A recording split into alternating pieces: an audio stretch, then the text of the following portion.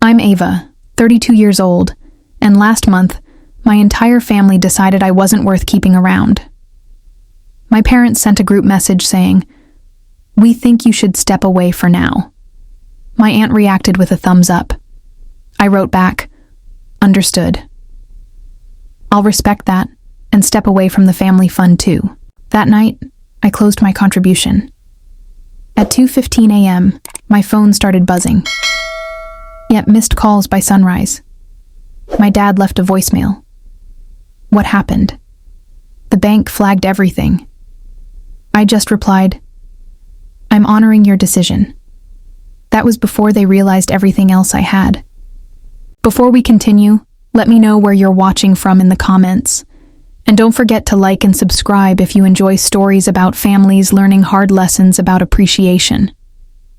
The Millers weren't just any family from Boston. We were the Millers, a name that carried weight in financial circles across New England. Our family business, Miller Financial Advisors, had been operating for 3 generations, starting with my grandfather, who built it from nothing during the post-war economic boom. I grew up watching my father, Robert Miller, expand what my grandfather had created. Our 5-bedroom colonial house in Brooklyn was filled with trophies of success, expensive art, imported furniture, and framed photos of my parents with various politicians and celebrities. My mother, Diana, was the perfect corporate wife who hosted dinner parties where deals worth millions were sealed over her famous apple pie. From an early age, I showed an aptitude for numbers that surprised everyone. While my cousins were playing with toys, I was fascinated by the stock reports my father would leave around the house. By age 10, I was already asking sophisticated questions about market trends that sometimes my father couldn't answer. This created an uncomfortable dynamic that would follow me into adulthood. Despite graduating top of my class from Wharton, with a double major in finance and economics, my family still saw me as the little girl who needed guidance. When I joined Miller Financial at 24, my father placed me under the supervision of my cousin Jake, who had barely passed his business classes at a state college. "You need to understand how we do things in the real world," my father explained, patting my shoulder condescendingly. "Jake has been here longer. Jake had been there exactly 7 months longer. Over the next 8 years, I quietly became the firm's most valuable asset. My investment strategies consistently outperformed market averages by 7 to 9%, when the industry standard was celebrating 2% gains. Clients specifically requested me, though my father often took credit for my team's performance in board meetings. The family fund was a separate entity from the business, a $12 million pool that family members contributed to and used for everything from new business ventures to vacation homes.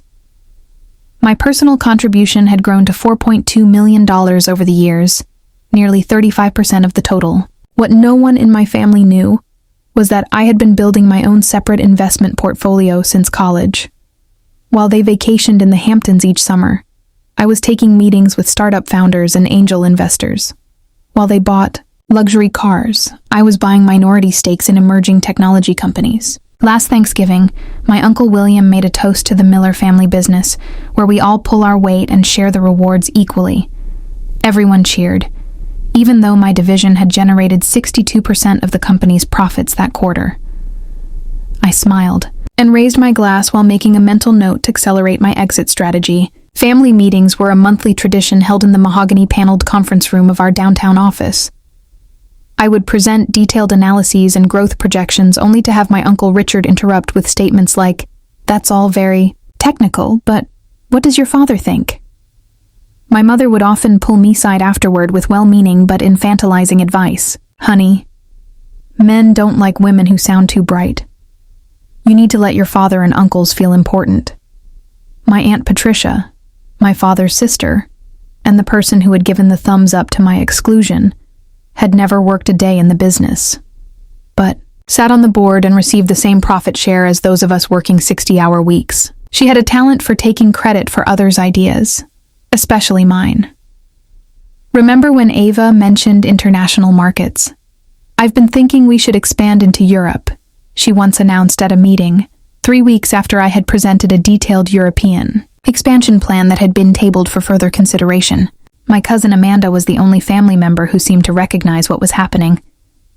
Over lunch one day, she confided, "They do the same thing to me, but worse because I don't have your financial skills to make them money. They want me to marry someone useful to the business." Despite all this, I remained loyal. My contributions will eventually be recognized and respected. I continued, pouring my talents into growing the family wealth while quietly building my own safety net. By my 32nd birthday, my personal investments had quietly grown to $17 million a fact. I kept entirely to myself. I bought a beautiful brownstone in Back Bay under an LLC rather than my name, and renovated the home office with state-of-the-art technology. I hired a small, loyal team who worked directly for me, separate from the family business, all under strict NDAs. I secured patents for several financial algorithms I developed during weekend hobby time. I never flaunted my success. I drove a modest car, lived well below my means, and continued showing up at Miller Financial every day to make money for people who didn't appreciate me. Some might call it strategic patience. Others call it conflict avoidance. Either way, it was about to change. The quarterly planning meeting last month started like any other.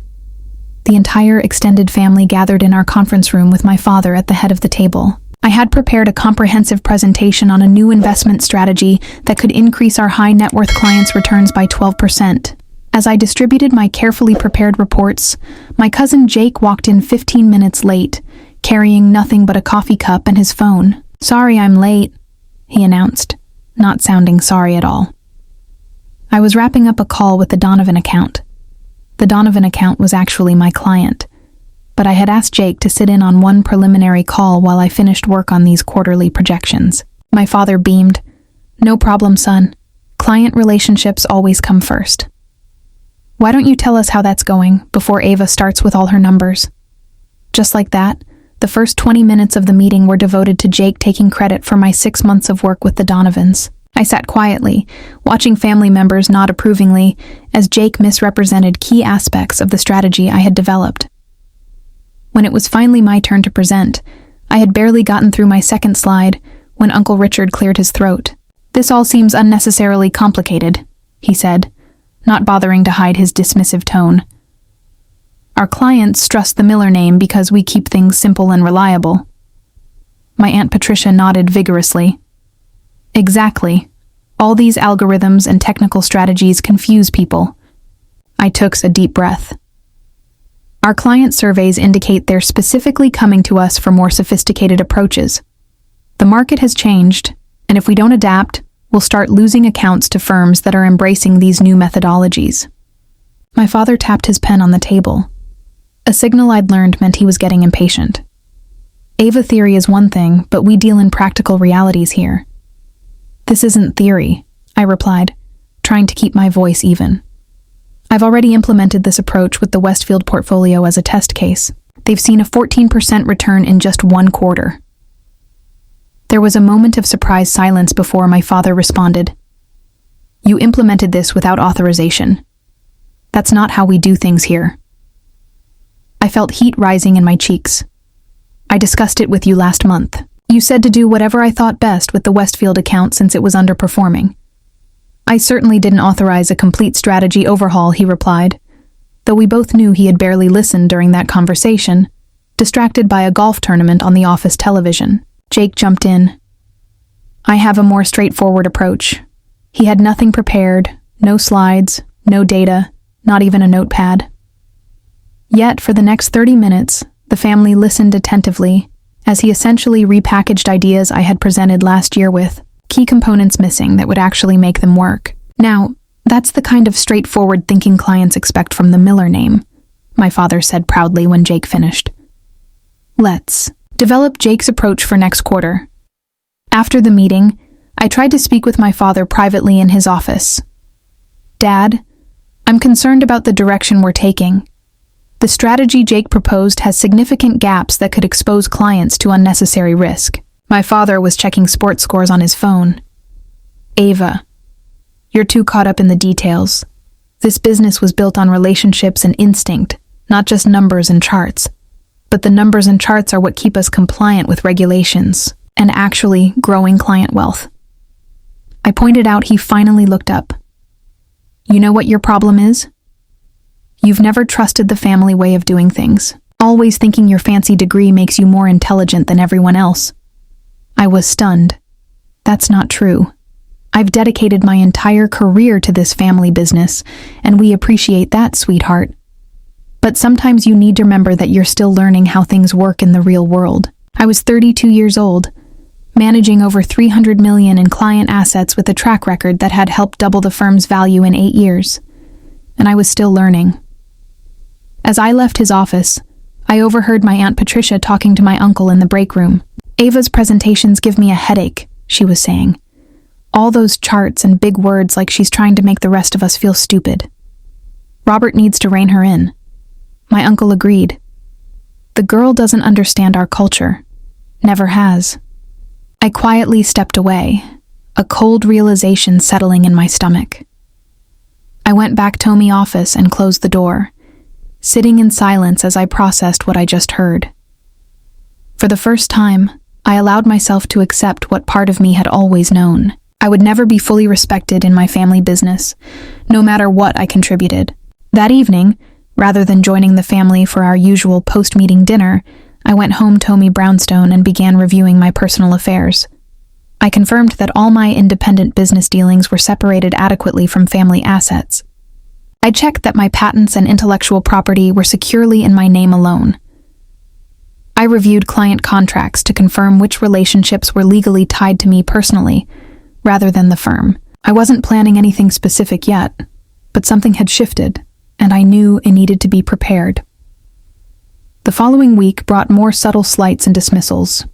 In a client meeting, my father interrupted my explanation of a tax strategy to translate it to English, essentially oversimplifying my advice to the point of inaccuracy. At a staff training session, Jake presented one of my risk assessment models as his own creation. My aunt accidentally left me off the email chain for a vital family business discussion. Then came the final straw. I arrived early at the office on Tuesday to prepare for a meeting with our largest client, only to find the meeting had been moved up and was already in progress. Through the glass walls of the conference room, I could see my father, Jake, and 2 other family members sitting, with clients I had worked with for years. I stood frozen in the hallway, watching as they showed the client's presentation slides I had created. As the client nodded approvingly, my father and Jake exchanged congratulatory glances. Later that day, I discovered they had also scheduled a strategic planning retreat for the following weekend at my uncle's lake house. Everyone in the family leadership team was invited except me. That night, I sat in my home office until late, staring at my computer screen, but not really seeing it. Years of memories cycled through my mind all the times. My idea had been dismissed only to be celebrated when presented by someone else. All the extra hours I'd worked to prove my worth. All the growth I'd created for a family that would never see me as an equal. Enough, I whispered to the empty room. Whatever happened next, I knew I was done being undervalued and overlooked. 3 days later, on Friday afternoon, my phone buzzed with a notification from our family WhatsApp group. My father had created this group 2 years ago as a more efficient way to communicate about business matters, though it had mostly become a place for sharing golf scores and vacation photos. The message from my father read, "After considerable discussion among the senior family members, we think it would be best if Ava steps away from client management for now. We appreciate her background work, but recent feedback suggests clients respond better to our traditional approach. This isn't permanent, just a chance to realign with the Miller way of doing things." I stared at the screen watching as responses started coming in. My Uncle Richard agree. Smart move. Aunt Patricia and cousin Jake, happy to take over her accounts in the transition. My mother, we only want what's best for everyone. 2 other cousins added their own affirmative responses. No one objected. No one even asked what client feedback they were referring to, which was telling since I managed our client satisfaction surveys and knew our numbers were excellent. I felt an odd sense of calm as I watched this unfold. After years of trying to prove my worth, after all the revenue I had generated, After all the growth I had created for them, this was what it came down to. A group text removing me from my role, without even the courtesy of a private conversation first. I waited exactly 17 minutes before responding, during which time several more supportive messages appeared from various family members, including some who had previously claimed to be on my side during office disagreements. Finally, I typed, "Understood. I'll respect that decision and step away from the family fund too." Wishing everyone continued success. Short, professional, and containing a bombshell they didn't yet understand. I put my phone on silent and placed it face down on my desk. Then I opened my laptop and logged into the banking portal for our family fund. As a major contributor and one of the fund administrators, I had full access to the account. The process was surprisingly simple.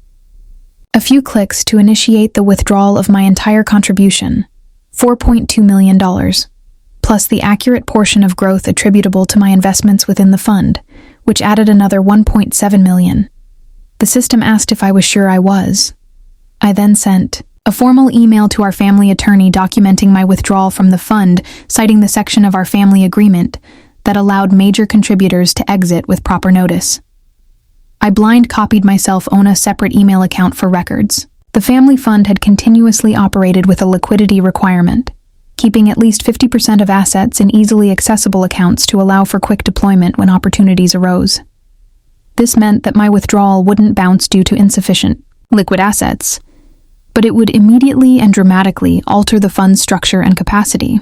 Our banking alerts were set to notify our administrators of any transaction over $50,000. I was counting on the fact that most family members enjoying their Friday evening wouldn't check those notifications until much later. With that done, I sent another email to my private team informing them of upcoming changes and setting a meeting for Monday morning.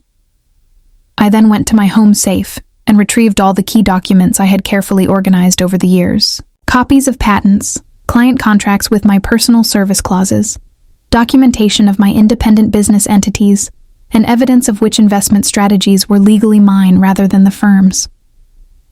I made myself a cup of tea and sat in my living room looking out at the Boston skyline as dusk settled over the city. Part of me felt a twinge of sadness at the bridge I was burning. These were, after all, the people I had grown up with, worked alongside and tried to please for my entire life. But a stronger part of me felt something else.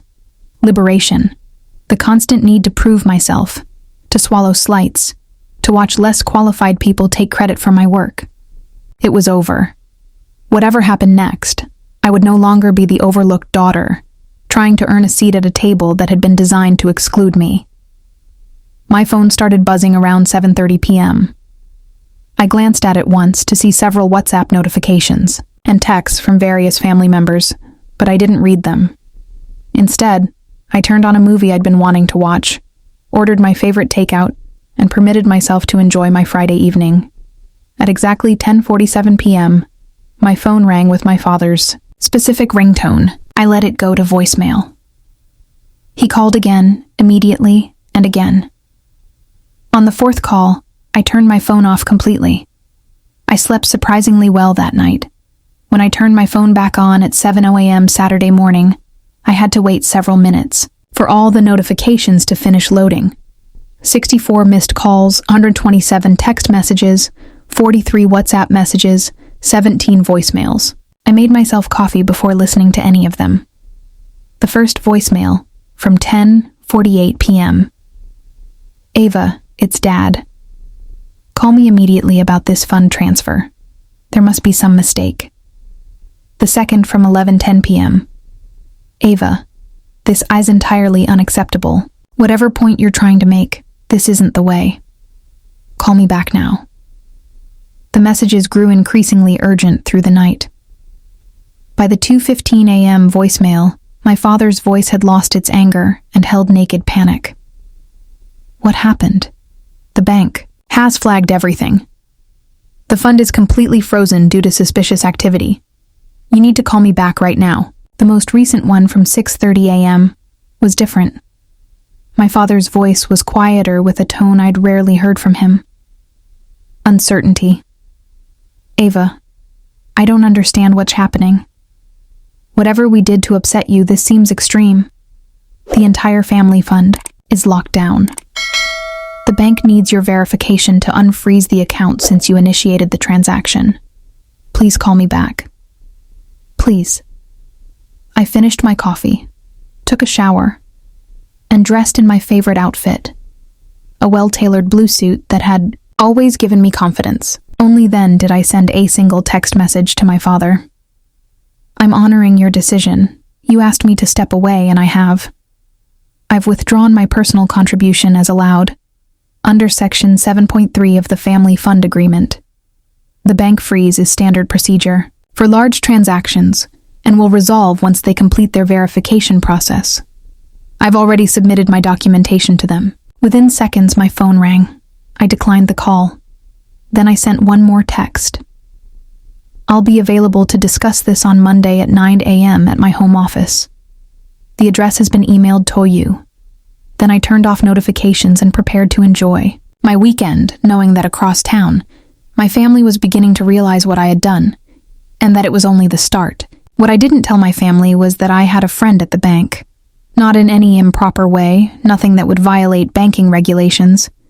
But Sandra and I had gone to college together, and she now worked as a senior manager at the institution handling our family fund. She couldn't share specific information, but she did call me Saturday afternoon. Your family is creating quite a scene, she said, a hint of amusement in her voice. Your father has been on the phone with 3 different departments. Your uncle showed up in person and demanded to speak with the president of the bank. I'm sorry about that, I replied. Don't be, Sandra said. From what I can tell, everything you did was entirely by the book. The freeze is just standard protocol when a significant percentage of a large fund is withdrawn suddenly. It's an anti-fraud measure. I know, I said. And I've already submitted all the documentation showing I'm entitled to those funds, which is why it should be resolved by Monday, she confirmed, though I doubt that will calm them down in the meantime. She wasn't wrong. Through various notifications that kept appearing despite my efforts to mute them, I caught glimpses of the family meltdown. My phone would light up with preview snippets. Uncle Richard, this is sabotage. She can't just Aunt Patricia. I always said she was too emotional to cousin Jake. What about the Henderson deal we were counting on? My mother, Ava, honey, please talk. To us. We can fix.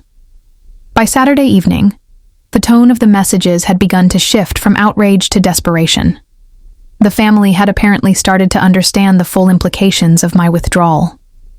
The Henderson deal, Jake mentioned, was a $20 million commercial real estate project the family had been planning to invest in. The fund would have provided the down payment with financing covering the rest. Without my portion, they were now significantly short of the required cash, and the bank freeze meant they couldn't access even the remaining funds in time to save the deal. 6 months of work and a potential $3 million profit were evaporating. My cousin Amanda was the only one who sent a different kind of message. Good for you. They never appreciated what you brought to the table. Want to get coffee next week? I actually smiled at that one and sent back a simple yes. Saturday night brought a new wave of calls and messages. This time it wasn't just family members. Clients had apparently begun to hear rumors and were concerned about their accounts. My father had given out my personal cell number, suggesting people contact me directly about the temporary technical issue with some accounts. This crossed a line involving outside clients in a family dispute. I spent 2 hours sending carefully worded reassurances to clients, clarifying that their individual investment accounts were completely separate from the family fund and entirely unaffected. I also noted that I would be happy to discuss their portfolios directly on Monday if they had any concerns. I was careful not to disparage the family business or give any indication of the internal conflict. These were relationships I had built over years, and regardless of what was happening with my family, I maintained my professional ethics.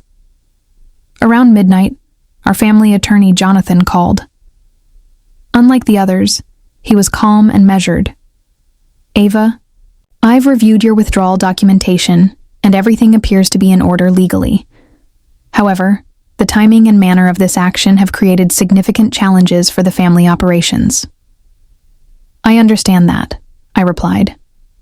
But as you've confirmed, I've acted within my rights. He paused. Your father has asked me to propose an immediate restoration of the funds with a renegotiated leadership role for you within the company. I appreciate the offer, I said, but I'm not making any decisions right now.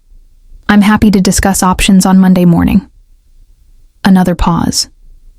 He's also mentioned the possibility of legal action regarding intellectual property and client relationships. Now it was my turn to pause. This was a weak threat, and Jonathan knew it. All of my patents and proprietary strategies are registered in my name personally, not the company's. As for client relationships, I'm sure you've reviewed the contracts and noticed the personal service clauses in many of them. But again, I'm happy to discuss all of this on Monday. He sighed. I'll relay your position.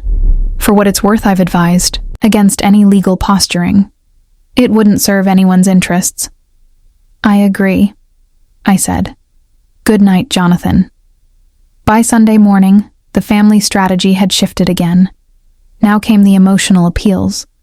My mother left a tearful voicemail about family loyalty and how my grandfather would be disappointed. My Aunt Patricia, who had given the thumbs up to push me out, now sent a long message about how she had always admired my business acumen and felt we needed to support each other as women in finance. Uncle Richard tried a different approach, sending a gruff text suggesting I was overreacting to standard business restructuring and needed to get over my hurt feelings for the good of the family. I prepared for Monday's meeting, meticulously organizing all my documentation and planning my talking points. I wasn't interested in revenge or drama. I wanted recognition of my value and respect for my contributions. Sunday night, my home security system alerted me to someone at my door. Through the camera, I saw my father standing there looking uncharacteristically disheveled. His usually perfectly pressed shirt was wrinkled, and he seemed to have aged years in 2 days. I considered not answering, sticking to my Monday morning timeline, but something in his defeated posture moved me. I opened the door, but didn't invite him in. Ava, he said, his voice, the Henderson deal falls through tomorrow at 9 a.m. if we don't have the funds. It's $3 million down the drain. I looked at him steadily. That sounds like a business problem that needs a business solution. What does that mean? He asked. It means I'm willing to help if we're talking business, not family emotions. 9 a.m. tomorrow at my home office as arranged. Bring whoever you want from the family leadership. He looked like he wanted to say more to push for an immediate resolution, but something in my expression must have told him it would be useless. 9:00 a.m., he confirmed, then turned and walked back to his car. I closed the door and leaned against it, taking a deep breath. For the first time in my professional life, my father had come to me in need, rather than the other way around. Tomorrow would be a new kind of family meeting, one where I set the terms. I slept fitfully that night, waking several times to check the security system. Part of me worried that more family members might show up, but the house remained quiet. By 6 a.m., I was up and preparing. I set up my dining room as a conference space with copies of relevant documents at each seat. I made coffee and arranged a tray of pastries, a professional touch that also gave me something normal to focus on. At 8:30, my security system alerted me again. They were early. Through the camera, I saw not just my father, but also Uncle Richard, Aunt Patricia, Cousin Jake, and our attorney Jonathan. The family had brought their whole leadership contingent. Good. I was ready for all of them. At precisely 8:59, I opened my front door. My father stood at the front of the group with the others arranged behind him like some family business army. Their expressions ranged from my father's tense determination to Jake's poorly concealed hostility to Aunt Patricia's sudden attempt at warmth. "Come in," I said, simply stepping aside. They filed into my home, some of them looking around with obvious surprise at my tastefully appointed brownstone. I had never invited family to my personal space before, and I could see them reassessing things as they noted the original artwork and high-end furnishings. "The dining room is set up for our meeting," I directed, leading them through the hallway. As they took seats around my table, I remained standing at the head. a position my father typically occupied in family meetings. He noticed this immediately, but said nothing as he took a chair, toe me right. Coffee, I offered, maintaining a professional demeanor. A few mumbled acceptances, and I calmly poured cups before taking my place at the head of the table. The silence stretched for a moment before my father cleared his throat. Ava, we're here to resolve this situation quickly. The Henderson deal. I raised my hand, cutting him off, a gesture he had used countless times on me. Before we discuss any specific deals, we need to address the larger situation. I've withdrawn my contribution from the family fund, as is my right. The bank has confirmed the transaction is proper, and the freeze should be lifted by noon today. This is ridiculous. Uncle Richard burst out. You're holding the family hostage over what, a bruised ego because we suggested you take a different role. I turned to him with a calm I didn't entirely feel. This isn't about ego, Uncle Richard. This is about value and respect. For 8 years, I've generated consistent returns above market average. My division has brought in 62% of company profits. My client satisfaction ratings are the highest in the firm. Yet, I was removed from client management via group text without discussion based on claimed feedback that doesn't exist. We were going to discuss it in detail at the retreat. Aunt Patricia interjected, her voice. Honey, sweet. We just wanted to get the basic decision communicated first. The retreat I wasn't invited to, I pointed out. That was an oversight, my father said quickly. Jake snorted. Come on, Ava. You're making a mountain out of a molehill. So, you got your feelings hurt. Did you have to blow up a major deal over it? I turned to Jake, maintaining my composure. I didn't blow up anything. I withdrew my personal contribution, which happened to be a larger percentage than anyone anticipated. That reveals the real problem here. You've all been taking my contribution for granted, both financially and professionally. My father leaned forward. Whatever mistakes we've made, and I admit there may have been some, this response is disproportionate. You've put a $3 million deal in jeopardy, a deal that couldn't happen without my money yet. I wasn't consulted on, I noted. Jonathan, our attorney, spoke up for the first time. We could focus on immediate solutions first, then address the longer-term concerns afterward. The Henderson deadline is the most time-sensitive issue. I nodded. That's reasonable. I'm prepared to wire $5 million to the family fund this morning, sufficient to cover the Henderson down payment with a buffer. Everyone started talking at once, relief evident in their voices until I raised my hand again. But this will be structured as a loan from my personal holdings to the family fund with standard market interest rates and specific repayment terms. Jonathan can draw up the paperwork immediately. The relief around the table faltered. A loan? My father asked. You're going to charge your own family interest. This is a business transaction, I replied evenly, which is how you've always insisted we approach things at Miller Financial. I'm offering market rate financing on extremely short notice to save a valuable deal. Any other lender would charge significantly higher rates given the time constraints. Jonathan nodded reluctantly. She's right. It's actually quite a reasonable offer under the circumstances. My uncle's face had turned an alarming shade of red. This is extortion. No, I corrected. This is negotiation. The alternative is to let the Henderson deal fall through, which serves no one's interests. My father studied me for a long moment. I could see the calculations happening behind his eyes, weighing pride against practicality, emotion against business. Fine, Heffinally said. Jonathan drew up the loan agreement. But Ava, after this, we expect you to return to your role at the company and reinvest in the family fund. We can discuss a more appropriate leadership position for you. I shook my head.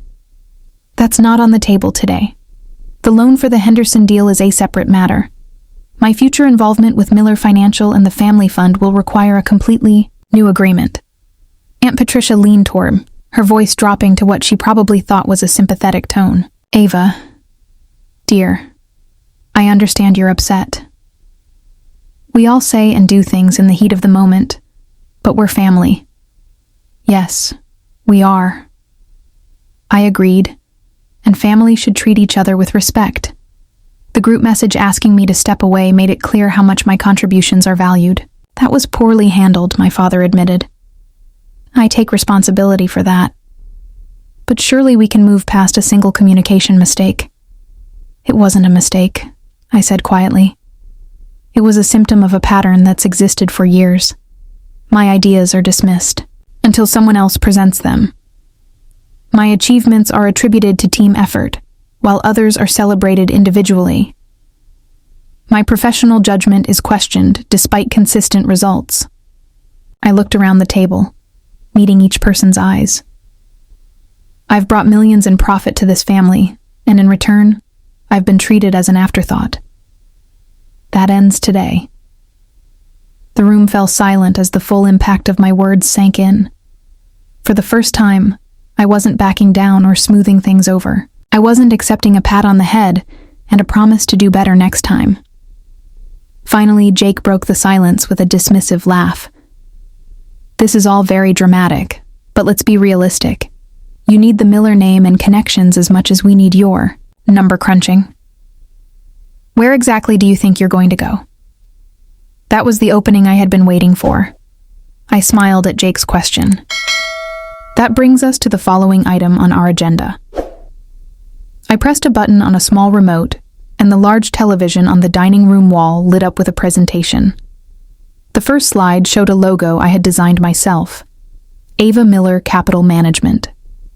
I've been operating my own investment firm as a separate entity for the past 4 years, I explained, advancing to the next slide, which showed impressive growth charts. My personal clients have enjoyed average returns of 17% compared to the 9% at Miller Financial.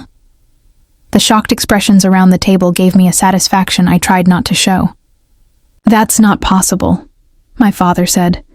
You've been working full-time at our firm. When would you have had time to run another business?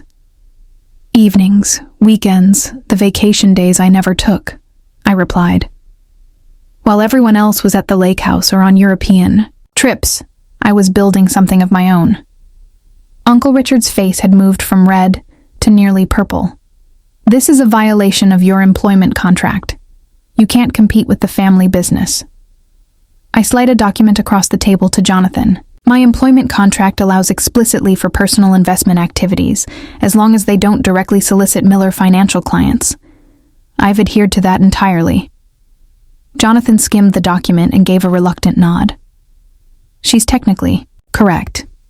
The clause was intended to cover personal stock trading, but it's broadly worded. I advanced to the next slide showing a list of patents.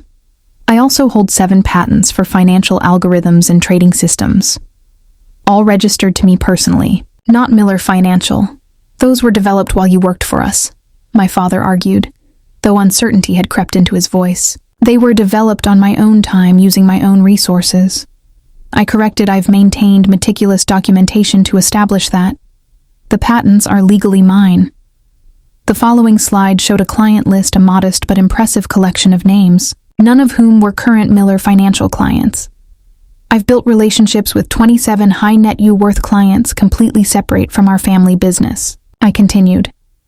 Their combined assets under my management total just over $400 million. Jake let out a low whistle despite himself. Furthermore, I said, moving to another slide 17, current Miller Financial clients have personal service agreements with me specifically. I handed copies of these contracts to Jonathan. These agreements include clauses stating that if I leave the firm, they have the option to transfer their accounts to follow me. Jonathan reviewed the documents with growing concern. These are standard, personal service provisions. Many high-end clients insist on them to ensure continuity with their preferred advisor. My father looked stricken. How many of our clients have these agreements? Clients representing approximately $230 million in assets, I replied evenly. The room fell silent again as everyone processed the implications. Not only had I built a successful separate business, but I could take a significant portion of Miller Financial's client base with me if I left. When did you plan all this? My aunt asked her. false warmth completely gone now. I didn't plan it as, my aunt asked her. False warmth completely gone now. I didn't plan it as a strategy against the family. I said honestly, I started building my separate business because I realized years ago that no matter what I contributed, I would never be fully respected at Miller Financial. It was self-preservation, not sabotage.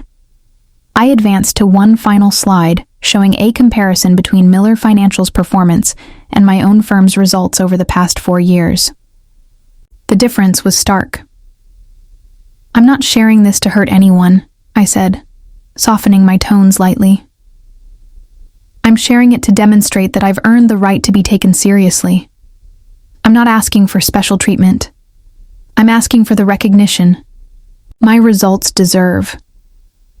My father stared at the screen, then back at me. For the first time in my professional life, I saw something new in his eyes, respect tinged with regret. "What do you want, Ava?" he asked quietly. "First, we complete the loan agreement for the Henderson deal to address the immediate need," I replied. "Son, I take a 1-month leave of absence from Miller Financial to give everyone time to consider next steps.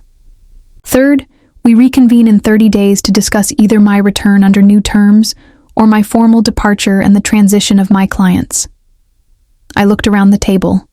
"Those are my non-negotiable terms." Jonathan spoke up. "From a legal perspective, these are reasonable requests given the circumstances. I recommend accepting them." Uncle Richard looked like he wanted to argue further. But my father raised a hand to silence him, a gesture I had seen countless times in family meetings, but never directed at one of the senior members. "We accept your terms," my father said. "Jonathan will draw up the loan agreement immediately, and will formalize your leave of absence today." Jake started to protest, but my father cut them off. "Enough, Jake. The situation has changed and we need to adapt." As Jonathan began drafting the loan document on his laptop, an uncomfortable silence fell over the room. I could see various family members processing the new reality, a reality where I held significant power they hadn't known existed. Aunt Patricia, ever the political weather vane, was the first to adjust her approach. "Ava, I've always said you were the most talented financial mind in the family. I look forward to seeing what role you take when you return." The insincerity was almost comical, but I nodded politely. Within an hour, the loan agreement was finalized. I signed the document and the transfer was initiated immediately. The Henderson deal would proceed, saving the family from an embarrassing and costly failure.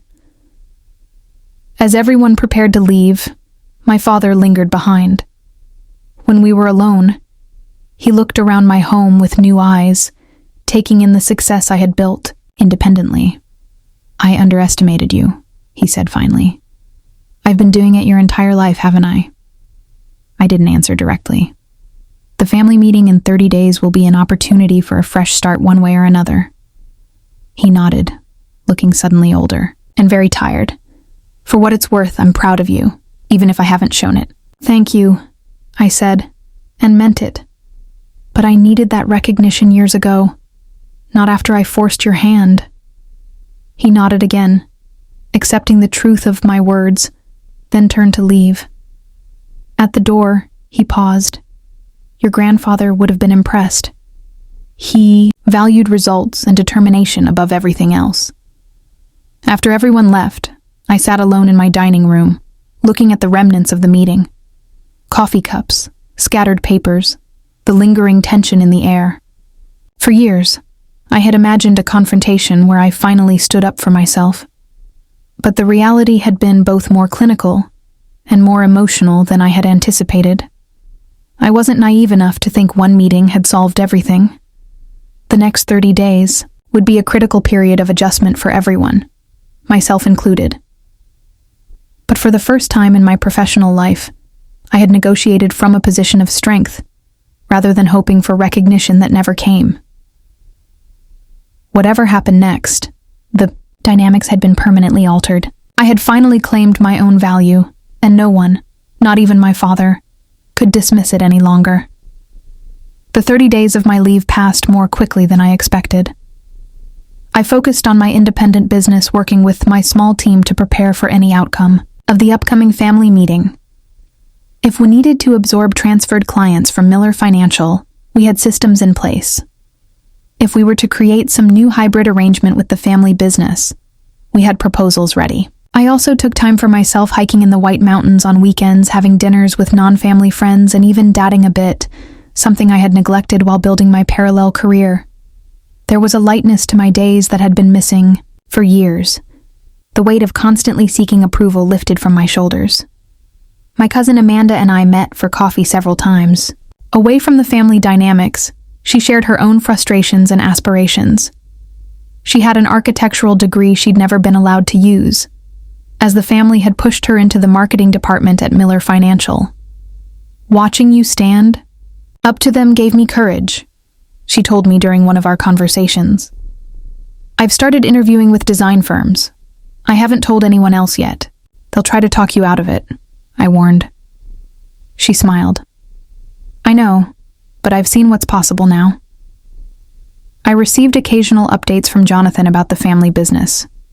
The loan had saved the Henderson deal, which was proceeding smoothly. My father had implemented some of my proposed strategies with positive early results. Several family members had been making overtures through Jonathan, testing the waters for the upcoming meeting. When the day finally arrived, I chose a neutral location, a private room at an upscale Boston restaurant, rather than either my home or the family offices. I arrived early to ensure the setup was as I wanted, a round table rather than a rectangular one, eliminating the head position my father traditionally occupied. They arrived as a group again, but the energy was different. Gone was the confrontational stance from our last meeting. My father led with a subdued confidence. Uncle Richard seemed resigned rather than angry, and Aunt Patricia had abandoned her false warmth for careful neutrality. Jake looked uncomfortable but controlled, and Jonathan maintained his professional demeanor. Two new additions surprised me: my mother, who rarely attended business meetings, and my cousin Amanda. After everyone was seated and pleasantries exchanged, my father opened the discussion. "Ava, over the past month, we've had time to consider the situation carefully. The family and the business have benefited from your contributions in ways we failed to recognize fully. We want to propose a new arrangement that acknowledges your value while preserving the family legacy we all care about." He nodded to Jonathan, who distributed folders to everyone at the table. "We're proposing a restructuring of Miller Financial." My father continued, "The creation of a new division, Miller Capital Management, with you as president and CEO. This division would have autonomy over investment strategies and client relationships, with its own profit-sharing structure separate from the traditional family pool." I opened the folder and reviewed the proposal as he spoke. The terms were surprisingly favorable: a significant ownership stake, decision-making authority, and compensation tied directly to performance. Additionally, my father said, "We're proposing changes to the family fund structure. Each contributor would have proportional voting rights based on their investment, rather than the current system where all family members have equal say regardless of contribution." This was a major concession, a direct acknowledgement of the power imbalance that had existed. "What about my existing independent business?" I asked. "We're proposing a merger," Jonathan explained. "Your clients and patents would be incorporated into the new division with specific protections for your intellectual property rights. All client service agreements would remain intact with you as the primary advisor." I considered the proposal carefully. In leadership succession, the same issues could arise again in the future. My father nodded. "The restructuring includes a merit-based succession plan for all divisions. Leadership positions will be determined by performance metrics and client outcomes, not seniority or family politics." It was a comprehensive proposal addressing most of my concerns. The family had clearly done serious work during my absence. "I'll need time to review the details," I said. Of course, my father agreed. "We're not expecting an immediate decision." Uncle Richard, who'd been uncharacteristically quiet, spoke up. Want to acknowledge something, Ava? I've been dismissive of your approaches because they weren't how we've traditionally done things. The results speak for themselves, and I was wrong to resist change that clearly benefits our clients. Coming from my uncle, this was the equivalent of moving mountains. Aunt Patricia added, "The family business needs to evolve. Your generation brings perspectives. We need to embrace, not resist." Jake shifted uncomfortably before adding, "I've learned a lot reviewing your client strategies over the past month. There's a depth to your approach that I hadn't fully appreciated." These admissions, while clearly difficult for them, showed a significant shift in the family dynamic. My mother reached across the table and squeezed my hand briefly, a simple gesture of support that meant more than she probably realized. "I appreciate everyone's willingness to reconsider our working relationship," I said carefully. "I'll review the proposal and respond within a week." As the meeting concluded, Amanda caught my eye with a small smile of encouragement. Whatever I decided, I knew I had at least one family member who understood what this moment meant. The days that followed involved careful analysis of the proposal with my team and independent legal counsel. There were negotiations on specific terms, clarifications of authority boundaries, and detailed discussions about the integration of my existing business. In the end, I accepted a modified version of the family's proposal. The new division was established. My independent business was merged in, and I took on a leadership role that reflected my contributions. My personal investments returned to the family fund, but under the new voting structure that ensured my voice would be proportional to my contribution. The transition wasn't perfect. Old habits occasionally resurfaced. My father instinctively trying to override decisions. Jake taking credit in client meetings. Aunt Patricia making subtle undermining comments. But now there were structures in place to address these issues. And more importantly, I had proven my willingness to walk away if necessary. Over the following year, Miller Capital Management outperformed every other division of the family business.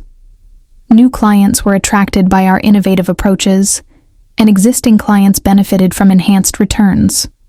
My cousin Amanda eventually left to pursue her architectural passion, with my full support and a small investment from me in her new design firm. Family dynamics shifted gradually. My father and I developed a new relationship based on mutual professional respect, rather than the parent-child dynamic that had undermined us for years. Some family members adapted better than others, but all recognized that the business was stronger for the changes we had implemented. One evening, nearly a year after the group message that had triggered everything, my father and I were working late reviewing quarterly results. "I've been thinking about your grandfather lately," he said unexpectedly. When he handed the business to me, he said something I didn't understand at the time. He said, "The best legacy isn't preservation, it's evolution." I think I finally understand. "What, Hemi-Aunt?" I looked at my father thoughtfully. "Evolution is more complex than preservation. It requires admitting that the original form might not be perfect." He nodded. Pride makes that problematic. I was so focused on maintaining what he built that I resisted changes that would have made it better. He smiled slightly. Even when those changes came from the person most committed to its success. It's never too late to evolve. I said the journey from being undervalued to being respected hadn't come easily. It had required me to build leverage to be willing to walk away, and ultimately to force a confrontation I would have preferred to avoid. But the outcome wasn't just better for me. It was better for the entire family and the business we had all dedicated ourselves to. The most valuable lesson wasn't about finance or business strategy. It was simpler and more universal. Respect isn't given freely. It must sometimes be claimed. Worth isn't determined by others' recognition of it, but by your own knowledge of your value and your willingness to stand firm in that knowledge.